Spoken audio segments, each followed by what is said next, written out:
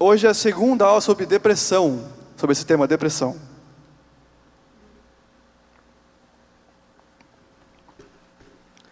A primeira parte desse tema, dessa abordagem desse tema, foi dada na semana passada, pelo pastor Paulo Mazarém. A gente viu algumas coisas sobre depressão, como, por exemplo, a sintomatologia, que se manifesta, quais são os sintomas de depressão, alguns dados, algumas reflexões filosóficas sobre depressão, como ela acontece. A gente falou também sobre possibilidade de tratar a depressão, alguns dados oficiais. E hoje a gente vai falar um pouco sobre outros aspectos. Eu vou tentar focalizar um pouco mais aqui em como ela se manifesta, mas não em relação ao sintoma, mas em relação às causas. Quais são os porquês de ela se manifestar? A gente vai falar sobre um pouquinho sobre algumas questões psicodinâmicas da depressão, como ela acontece na mente, por que ela acontece.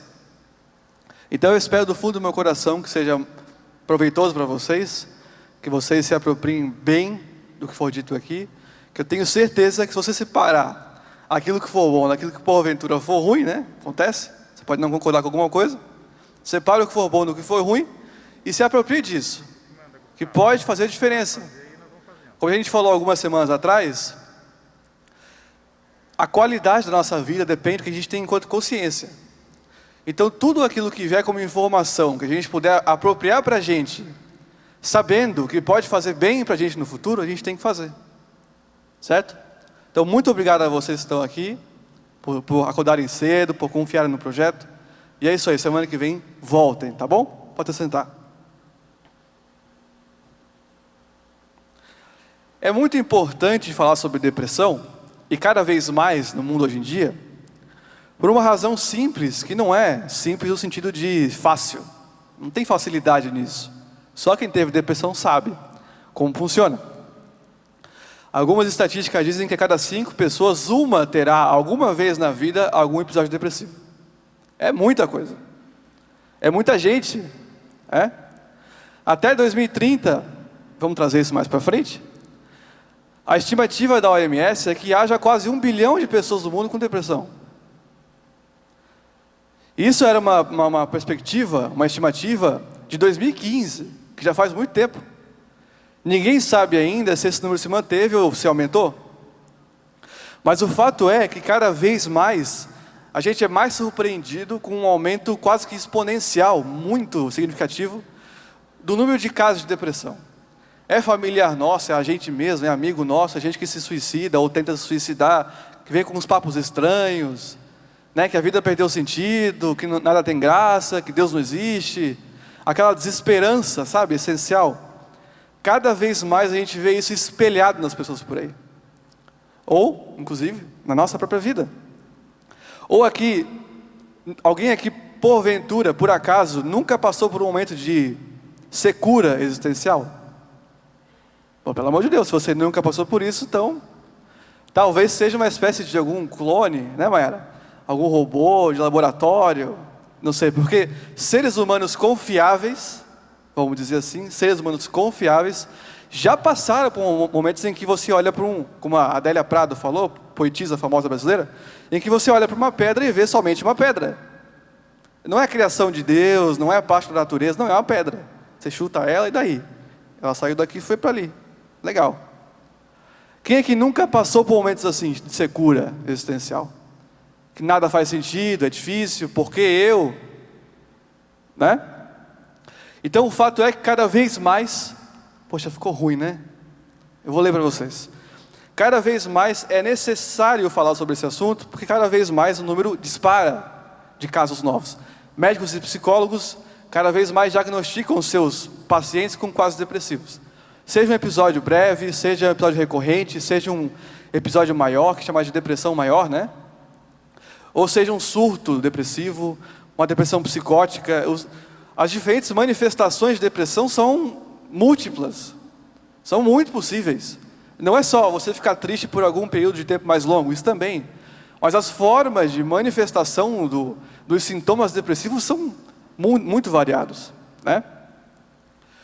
E esse número parece não ter, esse aumento parece não ter exceção. No mundo inteiro aumentou esse número de casos. Exceto por algumas regiões mais pobres, aí você interprete isso como queira, da África, né, subsaariana, ou daquela região de Bangladesh, Nepal, aquela parte da Ásia. Fora essas regiões, parece que o mundo inteiro obedece a essa crescente. O mundo inteiro está crescendo em número de casos de depressão, esse é o fato. E eu digo mundo afora porque é mundo afora mesmo, mas tem alguns países que se sobressaem nessa triste estatística. O Brasil, infelizmente, é um desses países em que a depressão tem alcançado níveis de casos muito profundos, muito grandes. Eu trouxe alguns dados ali, se você conseguir ler, olha, parabéns para você, que aqui de perto eu não consigo enxergar nada. Eu vou ler, olha só. Primeiro dado, ali em cima. Existem 322 milhões de pessoas depressivas no mundo. É muita gente, isso em 2015, né, como eu falei antes. E 11 milhões e meio estão no Brasil. E esse número só aumenta, é muita gente com depressão. Muita gente com depressão. O Brasil é o segundo maior país com casos de depressão na América, só perde para os Estados Unidos. E o Brasil é o primeiro lugar no ranking mundial de prevalência de casos de transtorno de ansiedade. Olha só, durante vários anos no Brasil, o Brasil foi campeão de número de venda de cartela de Rivotril, de ansiolíticos em geral, por exemplo. Dentre todos os países do mundo, o Brasil durante anos, e ainda faz parte do top, o principal país vendedor de cartela de Rivotril. E quase tudo se receita, né? Mas não aguento mais, não quero lidar comigo mesmo, então vou lá pegar um remédiozinho, para mim é o suficiente. Como se o remédio tivesse algum poder de transformar os nossos pensamentos. Né? E vamos ser sinceros, viver no Brasil não é fácil, né? Alguém discorda aqui? Acho que não, acho que é consenso entre a gente. Porque é instabilidade jurídica, é crise financeira, é crise jurídica, por que não? Um poder se transpassando ao outro, sobressaindo ao outro, sem competência para tal. É instabilidade econômica, ninguém sabe para onde o Brasil está indo, né? Agora a pandemia, até antes da pandemia, estava havendo algum avanço econômico, agora decaiu muito. Não está fácil para ninguém. Mas olha, a gente tem exemplos de sobra, motivos de sobra, para chegar ao veredicto, à conclusão de que viver no Brasil não é fácil. Então não é à toa, os fatos não mentem. Você pode brigar com eles, mas os fatos não mentem. O Brasil é primeiro lugar no ranking mundial de prevalência de transtorno de ansiedade. Em 2015, foram registrados 788 mil suicídios no mundo. 2015, aumentou esse número já. Perto de 1 milhão já. Esse número representa a segunda maior causa de morte entre jovens de 15 a 29 anos. E uma outra faixa etária, onde é, infelizmente, né, é triste isso, onde é muito comum haver depressão e suicídio, é na terceira idade. Porque a solidão dispara, os filhos casaram, saíram de casa, o marido às vezes morreu, a mulher às vezes morreu. Né? Os mais antigos têm uma cultura, não todos obviamente, mas têm uma cultura de investir e conservar apenas 2 perfis na vida. O perfil de mãe, porque de esposa, quer dizer, porque tem um marido, e o perfil de mãe, porque tem seus filhos. E aí, com aquela cultura de dona de casa, né, que está quase tendo em desuso, mas ainda não, o fato é que as mulheres viviam durante muito tempo só para os filhos e para o marido, para o lar. Então, pensa comigo, quando os filhos saem de casa, o perfil de mãe fica estremecido. Você não tem mais os filhos todo dia para cuidar, por exemplo, para alimentar, para tocar, dá aquela saudade. Mas ainda tem o marido. Aí o marido morre, aí o perfil de esposa vai embora. Eu não sou mais esposa, perdi meu marido. Então veja que se não tiver, isso é só uma curiosidade, um detalhe, né? Na psicologia fala muito disso, dos perfis, do existencialismo. Se as pessoas aí fica uma dica para vocês, não investirem em vários perfis na vida. Perfil de estudante, perfil de membro de igreja, perfil de membro de algum grupo, né, alguma organização, perfil de, sei lá, amigo, né, eu tenho muitos amigos que são bons para mim. Quem quer que não invista em outras coisas, além de pouquíssimas coisas, por exemplo, eu sou empregado ou empresário, eu sou esposa ou marido, e sou mãe ou pai, ponto. E quando os filhos sair de casa, quando o marido falecer, quando a empresa, sei lá, dá algum baque, né? Ou você perdeu a vitalidade para tocar para frente a tua empresa, os perfis vão embora. Então veja, invista no seu presente hoje, para que a tua vida, vamos dizer, da faixa etária da terceira idade, não seja tão ruim de viver. O fato é que entre os jovens e entre os idosos, a taxa de suicídio é muito grande. E infelizmente, menos de 10% de quem é afetado com depressão no mundo busca o tratamento necessário. É muito pouca gente, muito pouca gente. A maioria está perdida mesmo, não sabe para onde ir, e é isso.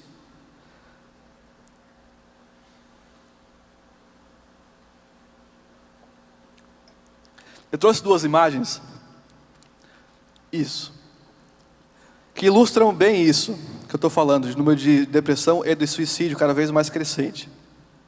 A primeira imagem é uma imagem de uma ponte na cidade de Perth Amboy, Nova Jersey, nos Estados Unidos, em que isso é bem comum lá, a Mayara sabe, passou um tempo lá. A cada 100 ou 200 metros nessa ponte tem uma placa, tanto para quem vem quanto para quem vai. Escrito assim, ó, uma ponte bem grande. Há ajuda, existe uma ajuda, ligue, aí tem um número embaixo, em caso de crise emocional. Não é sugestivo isso? Um monte de placa na ponte, em todas as pontes, dizendo, não faça isso, procure ajuda, ligue para esse número, porque infelizmente pontes são lugares comuns, por exemplo, nos Estados Unidos, em que pessoas se matam. Pesado isso, não é? Está uma ponte linda, maravilhosa, cidade maravilhosa, mas pessoas vão lá para se matar. Então veja que não depende do lugar onde você vive, por exemplo. Depende de um contexto interior. Quando Cristo falou assim, aqueles que creem em mim, rios de águas vivas fluirão de onde? De seu interior. Quer dizer, o único lugar que pode ser fonte de vida é o seu interior. Não existe fora, não existe emprego, não existe romance, não existe ocupação trabalhista, um curso novo. Isso pode ajudar, claro, são perfis novos, como eu falei antes. Mas nada disso é a fonte. Aliás, nem mãe, nem pai, nem cônjuge, nada disso tem o poder de bancar o nosso sentido para viver. Só Deus.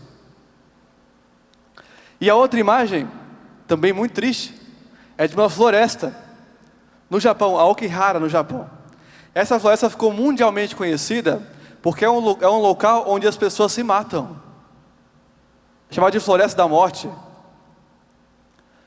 Teve até gente que foi processada, um grupo de americanos, que foram até o Japão fazer um vídeo para o YouTube, brincando, zoando. E eu não sou nada politicamente correto, não é esse o caso. Mas os caras foram processados pelo governo japonês. Porque nessa floresta, ali a gente tem uma placa ali, ó. Consegue ver uma manchinha de placa ali? Nessa floresta toda, inclusive na entrada, não é esse caso, mas na entrada tem uma placa grandona assim, ó, não faça isso, procure ajuda. Porque as pessoas vão ali com uma corda na mão, com uma faca na mão e se matam. Se você for de noite ali, você vai encontrar provavelmente um corpo pendurado, por exemplo. Nessa floresta que é longe das grandes cidades. Além disso, a cada 5 pessoas no mundo, como eu falei no começo, uma passará por algum episódio depressivo recorrente ou não. E a própria OMS estima que em 2030 a depressão será a doença mais comum entre todas. Todas, mais do que AIDS, mais do que câncer, mais do que diabetes, mais do que tudo isso aí. Depressão, doença mental. Talvez porque cada vez mais os nossos dias exigem que a gente tenha preparo mental, certo? Quem quer que ache que a vida é brincadeira, que ela é fácil, é só viver, está caindo no engano de investir cada vez mais causas que podem servir de depressão no futuro. Porque, gente, vamos ser sinceros aqui, viver não é fácil, né? É fácil viver? Pagar as contas? Sofrer por amor? Cada um tem seus motivos por doença? Não é fácil. É por isso que Cristo falou, aquele que perseverar até o fim, esse será salvo. Ninguém persevera por algo que é fácil. Não precisa perseverar, é fácil. Quando Cristo falou, no mundo tereis aflições, não é brincadeira, não é fácil de efeito não, para você deixar atrás do teu carro ou na geladeira. É fato. Outra, quando Cristo falou assim: quem quer que queira, que tenha o desejo de me seguir após mim, a si mesmo se negue. E o quê? Tome a sua cruz e siga-me. Tome a sua cruz. Toma para você aquilo que é a responsabilidade de existir. Aceite que a vida é isso mesmo. E a partir disso, faça o que for possível para torná-la menos complicada.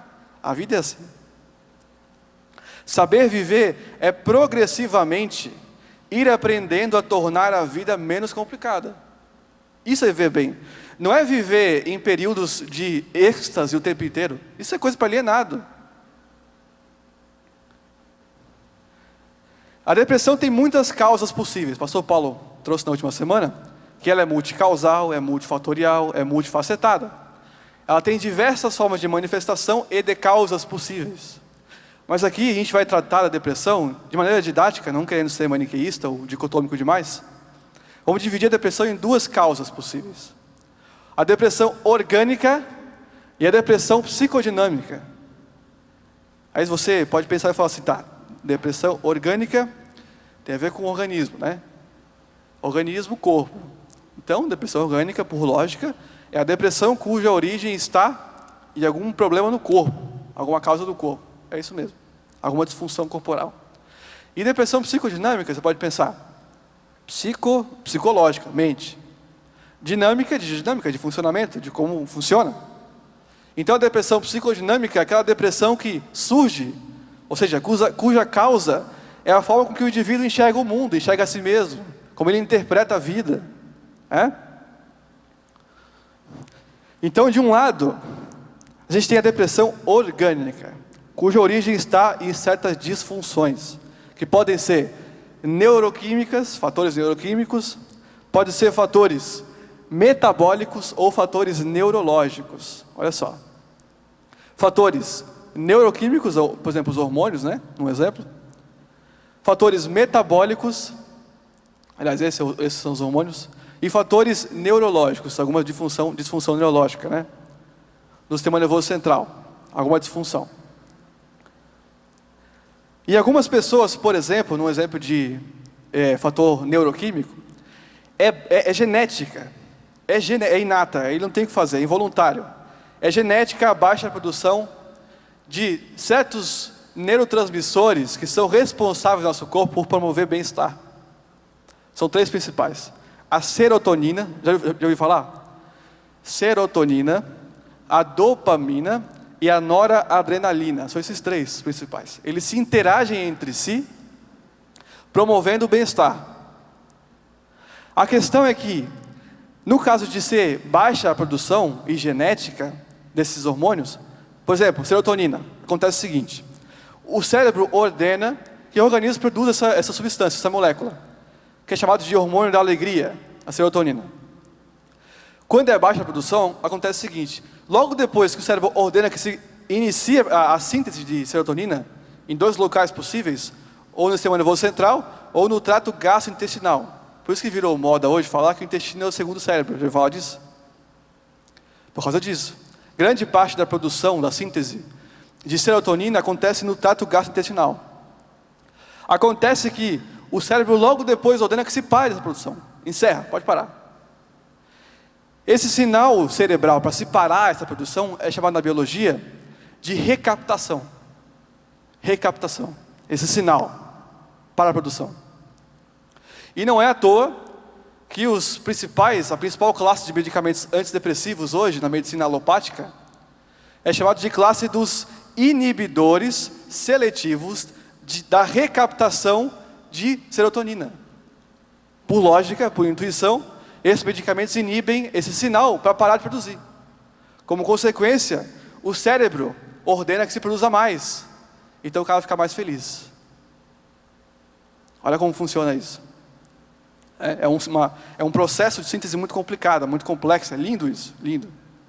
Claro que ainda hoje existem muitos efeitos colaterais, Efeitos adversos hoje são muito comuns. Cada vez menos. Aliás, uma provocação. O que será de nós quando os antidepressivos não derem nenhum efeito colateral, pastora Priscila? Vai ser fácil, Você vai no médico, compra um remedinho e se sente bem. Provocaçãozinha para vocês pensarem. Vai chegar esse tempo, hein? Em que não haverá nenhum efeito colateral para o uso de antidepressivos. E aí? Quem que vai ter peito para continuar se bancando por si mesmo? Complicado, é tentador, não é? Pô, uma pílulazinha, um negóciozinho para me sentir melhor. Que mal faz? Enfim, fica a provocação.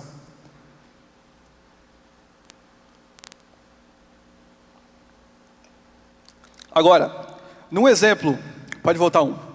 Num exemplo de causas metabólicas para a depressão, tem um dado da Sociedade Brasileira de Endocrinologia e Metabologia, que diz que metade, 50% dos portadores de hipotireoidismo, que é mais comum em mulheres, né, da meia idade para frente, metade desses portadores possuem depressão. Metade, é muito grande esse número. Quer ver um outro exemplo? Vitamina D. Se sabe, e vitamina D não é a vitamina, é só um nome, né? É um hormônio. Esse hormônio, se durante muito tempo tiver uma baixa produção e acentuada, pode gerar depressão, assim como fraqueza muscular, tremores, um monte de coisa. Então veja que a depressão tem causas orgânicas. E no último exemplo, fatores neurológicos, por exemplo, a gente pode citar as lesões cerebrais, ou seja, como sequela de um AVC, por exemplo. Ou então o mal de Parkinson, em que, mais uma vez, literalmente, 50% dos portadores também têm depressão. E cada vez mais. Por isso que é importante um trabalho de psicólogo, né, com neurologista e tal, nesses casos. Então perceba que a depressão tem muitas causas possíveis, e isso aqui eu só falei de orgânicas, e tem milhares, tá? Só orgânicas, de lesões e tal. Lembra do caso que eu falei para vocês algumas semanas atrás, de um cara chamado Phineas Cage, lembra disso? Citei ele aqui. Que era um operário americano, que era pai de família, religioso, né? Ia para a igreja, século XIX. Tudo certo, um cara super gente boa, todo mundo adorava ele, era um bom empregado, um bom operário, beleza. Teve um dia que deu um acidente na fábrica onde ele trabalhava, e voou uma barra de metal, atravessou o crânio dele, e perfurou um pouquinho o cérebro. O que aconteceu? Ele foi para o hospital, obviamente, estava com a barra atravessada. Depois daquele dia, ele se transformou em outra pessoa. Ele se tornou agressivo, a xingar todo mundo, a ser intolerante, impaciente. Outra pessoa. Cadê aquele cara tão alegre, feliz, querido, pai de família, trabalhador de antes, que foi embora, literalmente do dia para a noite? Então veja, tudo isso para mostrar, e esse é um caso muito, vamos dizer, singular, simbólico da neurologia e da psiquiatria, porque mostra que lesões do cérebro produzem esses comportamentos. Então existem sim casos de depressão orgânica, em que lesões cerebrais, questões metabólicas, questões neuroquímicas influenciam nisso. Por tudo isso, ou seja, porque a depressão tem muitas causas possíveis, é muito importante para um melhor diagnóstico, mais preciso, né? Que se procure um médico. Hoje em dia qualquer médico pode diagnosticar o cara com depressão. Médico ou psicólogo, para ele avaliar o quadro e perceber se tem algum sinal de depressão orgânica. E vai te mandar certamente, se ele for bom, e não quer te encher de remédio à toa, ele vai te mandar fazer exames laboratoriais de sangue, ou de imagem. Opa, deu uma falhada aqui. Ou de imagem. Para investigar se pode ser uma lesão cerebral, por exemplo. Então é importante que, se você, porventura, está passando, ou passe, algum conhecido esteja passando, por algum período depressivo, recomendo que você faça exames. Vá ao médico, claro, e faça exames. Primeiramente, primeiro de tudo, porque ela pode ter causas raízes orgânicas. E depois de fazer essa bateria de exames, se for necessário, é essencial procurar uma boa psicoterapia, essencial.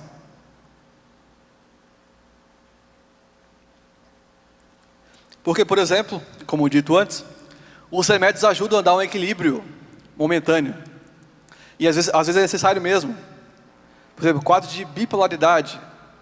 é necessário que a pessoa tome remédio a vida inteira. Aceite isso, cada um tem seus problemas, né? Mas depois disso, procure uma boa psicoterapia, porque os remédios não têm poder de mudar o que eu penso. Não tem poder de mudar os meus gatilhos mentais, por exemplo, os meus traumas. Ele ajuda, certamente, porque te dá uma ilusão, vamos dizer assim, que está tudo bem. Nossa, mas eu estou depressivo por quê? A vida, tão boa a vida, olha só, olha que céu lindo, que sol maravilhoso, olha só. Você olha para o seu marido ou para a sua mulher, acha ele um pé no saco. Mas sobre o efeito do remédio, até que ele é legal. Legal, gente boa, querida, me trata bem. É agressivo, mas faz parte, é dele. Agora, assim que o efeito passar do remédio, vai acontecer o que aconteceu com Adão e Eva, lembra? Em Gênesis 3? Então os seus olhos se abriram. Aí você vai começar a enxergar a realidade tal qual ela sempre foi. Nada mudou.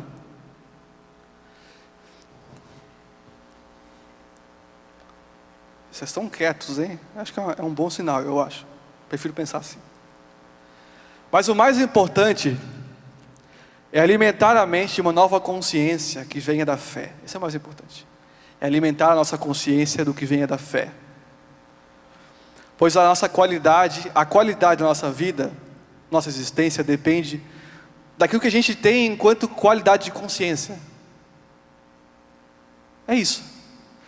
Seja você psicótico, neurótico, não tenha nada, o que é uma utopia, todo mundo tem alguma coisa, não interessa, seja quem você seja, o importante é conservar a sua consciência, pois, como diz a carta aos Hebreus, se você quiser abrir aí, capítulo 10, Hebreus capítulo 10, olha só, todavia o meu justo viverá pela fé, diz Deus, e se retroceder, nele não se compraz a minha alma. Agora é Paulo dizendo, provavelmente ele. Nós, porém, não somos daqueles que retrocedem para a própria perdição. Somos, entretanto, da fé. Para o quê? Para a conservação da alma. Olha que interessante isso. Perceba que o autor da carta aos Hebreus, que eu acho que seja Paulo, vou chamar de Paulo aqui, tá? Perceba que Paulo nos mostra claramente que o principal objetivo do andar pela fé é conservar a própria alma. Olha só. Porque no fundo, a única coisa que pode nos salvar do tempo presente, seja ele qual for, é aquilo que nós temos enquanto consciência, enquanto verdade sólida dentro da gente. Senão, vem uma emoção, um impulso, uma vontade, uma não vontade, uma inclinação. E se a gente não tiver consciência adquirida e sólida, a gente cede facilmente. Não é assim? Por isso que Paulo falou em Colossenses 2 o seguinte, no fim do capítulo: meus irmãos, se vierem até vocês dizendo o seguinte: não toque nisso, não coma aquilo, ou então toque nisso e coma aquilo, não se apressem em segui-los. Colossenses 2, você pode ler. Pois de fato, tais mandamentos têm falsa impressão de sabedoria. Mas essas regras, por elas mesmas, não têm nenhum poder contra nenhuma intenção humana. Isso é Paulo quem está falando.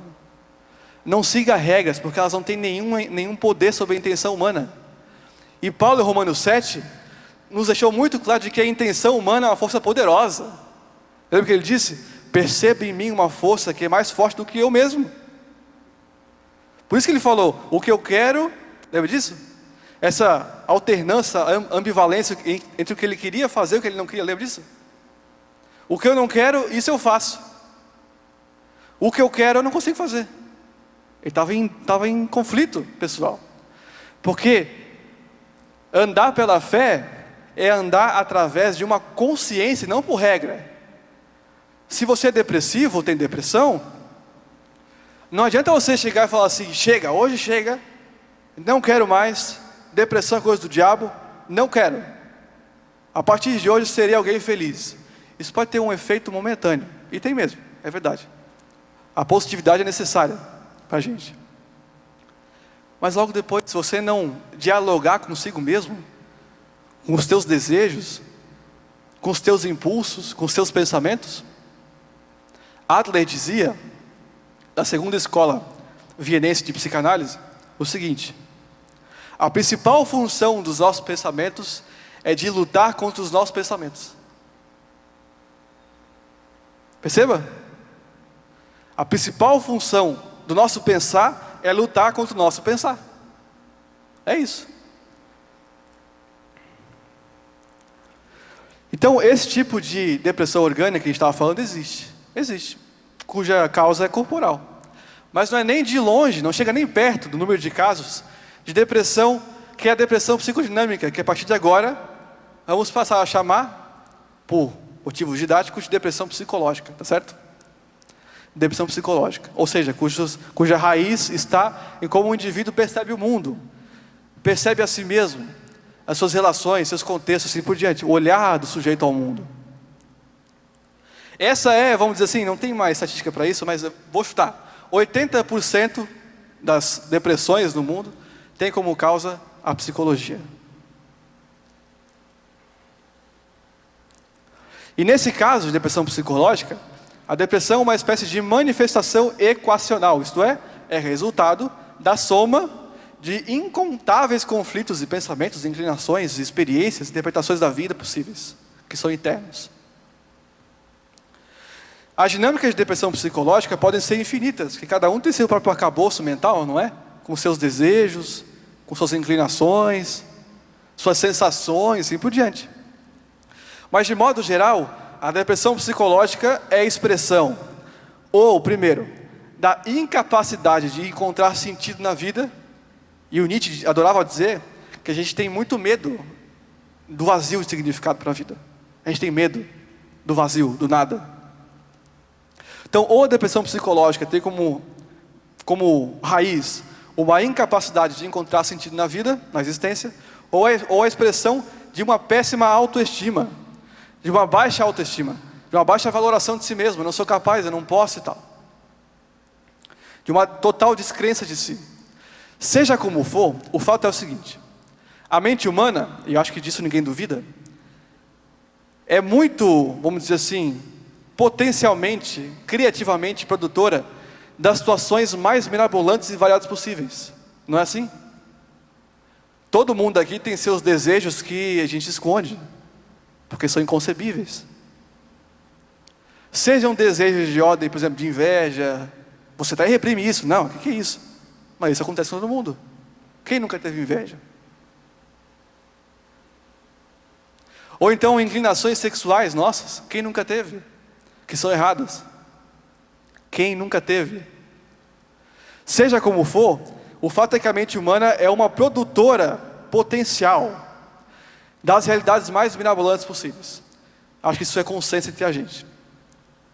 Isso acontece em todo ser humano, porque todo ser humano possui em si um arcabouço profundo e cheio de realidades que são, vamos dizer, extraterrestres. Porque muitos dos nossos desejos, inclinações, pensamentos, ideias não têm nenhuma concordância com o que a realidade concreta do dia a dia nos mostra. É aquela velha batalha entre aquilo que eu quero que a vida seja e o que eu vejo que ela é. No dia a dia, com seus obstáculos, problemas e por diante. Aliás, é no dia a dia, tem um ditado por aí, que é no cotidiano que a vida acontece. É no dia a dia que a vida acontece. Não é nos livros, não é nos filmes, tudo bem? Não é em nada disso. É na vivência cotidiana, no dia a dia. E por que a vida só acontece no dia a dia? Porque é no dia a dia que a gente vê, que a gente percebe essa constante e interminável batalha entre aquilo que eu quero que a vida seja e aquilo que eu vejo que ela se mostra a mim. Enquanto problema, enquanto obstáculo, enquanto impossibilidade. Seja em questões banais, por exemplo, eu estou a fim de comer um bolo. Aí você lembra que na geladeira tem um pedaço de bolo, sei lá. Aí você vai lá, abre a geladeira, comer o teu bolo. Puxa vida. Olha só a banalidade dessa batalha entre o que eu quero e o que eu posso. Eu sou um filho que nunca peguei bolo da minha mãe na geladeira, nunca fiz isso. Mas eu sei que muita gente faz isso. Eu nunca fiz isso, graças a Deus. Mas eu sei que tem gente que vai lá, pega o bolo da mãe e a mãe vira no bicho, assim. Isso era meu. Ou irmã, irmão, né? Isso é mais comum com o irmão. Veja que desde questões banais como essa, até questões, por exemplo, eu quero prosperar esse ano. Poxa, eu estou com um projeto legal, eu tracei metas e tal, aí vem a pandemia. Puxa vida, aí estragou os nossos planos, a gente tem que lutar pro pão de cada dia. Não que não seja assim, mas ficou mais intenso agora, né? Ou seja, desde questões banais até questões mais profundas da vida, essa batalha entre eu quero e espero da vida e desejo, e aquilo que ela mostra para mim enquanto possibilidade, é visível. E aqueles que não sabem lidar com essa ambiguidade, estará sempre fadado ou ao fracasso de uma ilusão vivenciada, porque se o cara foca demais no que ele quer, ele vai se frustrar a vida inteira, não é assim? Porque a vida não existe para agradar ninguém. É assim que acontece. A realidade nua e crua, tal qual se apresenta a nós, não tem nenhuma intenção de fazer cafuné na gente. Não tem. O mundo jaz no maligno, não jaz? Estou falando besteira aqui? O mundo jaz no maligno. Aguardem a redenção de vocês, não é o que Paulo fala? Pois a criação inteira geme como em dores de parto, aguardando por ser revestido de perfeição. Porque enquanto a gente está nessa esfera existencial, é isso mesmo, é imperfeição em cima de imperfeição. Aqui nós estamos, lá nós seremos, é muito diferente. Então aquele que não souber lidar com essa contradição, aquele que, por outro lado, enfatizar demais na vida concreta como ela é, perde o sabor da vida. Foca demais nos fatos, nos problemas, nas obrigações, a vida perde seu sabor. Não é assim? Não tem que ter um equilíbrio. Você não pode viver tentando encaixar a realidade ao seu desejo, porque isso é ilusão. E também não pode tentar ficar o tempo inteiro tentando inibir o que você deseja e quer, e passar a viver a vida nua e crua, como os budistas pretendem fazer, por exemplo. Para eles, para os budistas, o nirvana é o estágio mais alto do desenvolvimento humano. Por quê? Porque é lá que o cara não quer mais nada, ele nada mais deseja. Porque para o budismo, o único entrave realmente relevante para se alcançar, para se obter a satisfação de ser, é o desejo. Porque o desejo é frustrante para os budistas. Por isso as meditações intermináveis. Eu tenho que pular uma parte aqui que a gente começou atrasado, tá bom? Eu estou bem rápido, tá percebendo, né? Desde o começo. Está acompanhando? Amém? E ao falar sobre depressão aqui, sobre essa interface, essa ambivalência entre desejo e realidade, eu falo isso porque a depressão tem, na imensa maioria dos casos, ligação direta com esse descompasso entre a realidade concreta que se apresenta a nós, cotidiana, e o nosso desejo, as fantasias que temos sobre o que seja uma vida feliz, bem-sucedida, completa, etc. Cada um tem sua imagem de perfeição. Talvez o seu sonho seja viver num campo bonito, as vaquinhas lá em cima, indo para lá e para cá, um rio legal, azul, céu que nunca deixa de ser azul. Talvez você queira morar em Paris.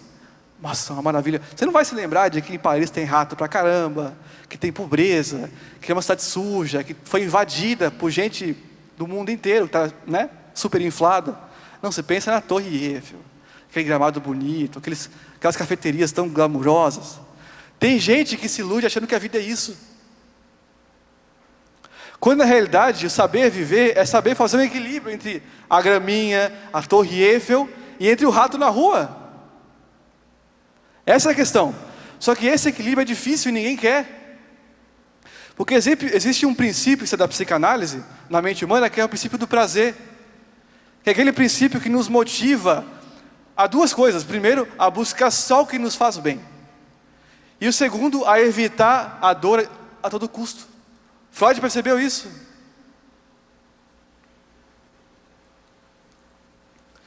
Aliás, vou pular essa parte, tá? Acho que o próximo slide pode passar já.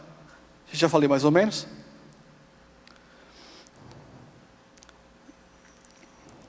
Deixa eu ver aqui. Ó, aqui. Aliás, tem um pensador brasileiro chamado Luiz Felipe Pondé. Ele é bem conhecido. Ele fala o seguinte: Vai passar mais um. Ele fala o seguinte: madura é a pessoa com a postura de sempre procurar adequar o seu desejo à realidade, enquanto a imatura é aquela que insiste em adequar a realidade ao seu desejo. É muito diferente. Quando eu quero viver só o que eu quero, quando eu tento viver só o que eu quero, eu me frustro. Certo? A felicidade está no equilíbrio, né?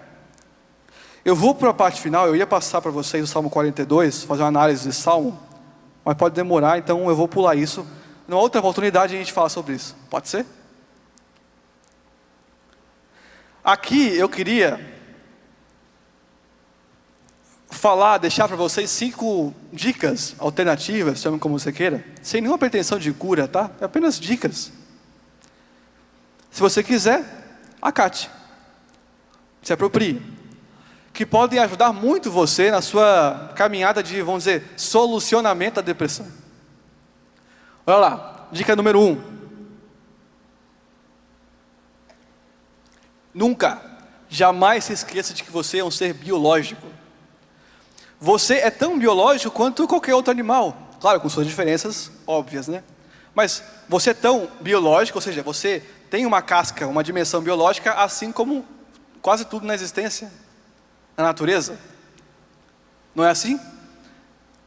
Um fato interessante que eu já falei uma vez aqui, é que se você der um antidepressivo para uma lagosta, ela fica felizinha da vida, sabia? Ela fica alegre, ela fica bem, ela se sente bem. Ela paralisa, ela fica calma, não fica agitada. Então jamais se esqueça de que você é um ser biológico. E isso me leva ao seguinte pensamento: se você tem uma casca moral muito inflada, um peso moral muito inflado em relação, por exemplo, a medicamentos, seja de plantas, né, ou fitoterápicos ou alopáticos, né, seja qual seja. Se você tem diabetes, meu irmão, ou você toma insulina, ou você vai falecer. Simples assim. Não tem cura. É emergencial. E já que a disfunção é em outro local, no cérebro, no sistema nervoso central, por que você, se for emergencial, hesita por uma questão moral, tomar antidepressivo? Se for emergencial, avaliado por um médico sério, não é uma consulta de 10 minutos. É sério mesmo. Exame, conversa. Se lá no meio ele perceber que é necessário, então tome o remédio. Qual que é o problema? Só não vai te deixar ser entorpecido à toa, aí não. Mas cuida da sua alimentação, exercícios físicos, faça o que você puder em prol do seu equilíbrio, esse é o fato. 2, aprenda a desconfiar de si mesmo. Olha só, isso é interessante. Jamais se apresse em dar a razão que você pensa, sente. Não fica dando razão a si mesmo assim, de maneira compulsória, não faça isso. Porque a nossa alma, nesse afã, nessa avidez por equilíbrio, por se manter de pé, às vezes, aliás, muitas vezes, todos os dias, né, na verdade, ele tenta se equilibrar, a alma faz isso, por exemplo, com pensamentos que não tem nada a ver com o que você realmente acredita, com vontades, com querer explodir, querer bater, querer pegar, querer adulterar, querer não sei o quê. Tudo isso aí são tentativas do ser humano, da alma humana, de se manter em equilíbrio. Então não ceda, não dê razão cegamente ao que você sente ou pensa. 3, não se entregue à depressão. Faça o que tem que ser feito. O primeiro passo para sair da depressão é levantar e andar, não é assim? Queres tu ser curado? Levanta, toma o teu leito e anda. Tomar o teu leito quer dizer o seguinte: toma aquilo que é peso para você e anda, porque é no caminho que a cura vem. Kant dizia que a vida é muito mais feita do que tem que ser feito do que a gente quer fazer. Kant dizia isso. 4, saiba que Cristo levou sobre si todas as nossas culpas, todas. A gente pensa em culpa geralmente no aspecto moral. Por exemplo, Cristo me salvou para me libertar das minhas culpas sexuais, das minhas mentiras. Não, isso também. Mas a principal culpa que Jesus nos liberta na cruz do Calvário foi o seguinte: a culpa essencial. Aquela culpa que a gente carrega de ser que a gente é. Aquela inadequação pessoal de ser que a gente é, de nascer onde a gente nasceu e assim por diante. Essa é a principal culpa que Deus carregou consigo. E por último, tenha fé na vida eterna. Esse é o mais importante. Nunca se esqueça de que isso tudo acaba, de que isso aqui é passageiro. Eu sempre imagino Deus olhando para a humanidade falando o seguinte, ó, meus filhos, se vocês soubessem o que aguarda vocês, vocês não iam se preocupar tanto assim. Vocês não estão aqui comigo hoje, onde eu estou. Mas um dia estarão, como Cristo falou. E lá, que não é um lugar geográfico, é uma dimensão diferente, é tudo diferente, os padrões são tudo diferente. Não tem falha, não tem falta, nada disso, não tem buraco. Lá tudo será diferente. Mas enquanto a gente aqui estiver, a gente tem que lutar com consciência, fé, esperança e amor por uma vida equilibrada. Amém? Fique de pé.